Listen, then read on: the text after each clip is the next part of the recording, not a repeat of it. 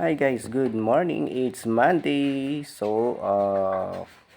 Market day po ito ng bayan ng Oton.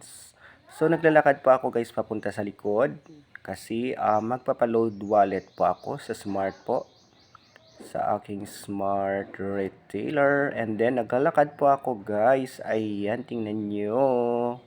Yan pala po yung market ng Oton. And then meron na po siyang bago na ginawa kasi ang dati pong market ng Oton ay nasunog. So meron pong ginawang bago. So ang dami pong nagtitinda kasi market day, and then meron pong nagbibinta ng mga products na mura lang guys. Siguro malapit na siya mag-expired kaya pinopromo na lang nila yan. So ito yung guys yung market ng Oton. So tapos na siya guys. So konting push pa para pwede na pa siya maglipat yung mga nagtitinda dyan.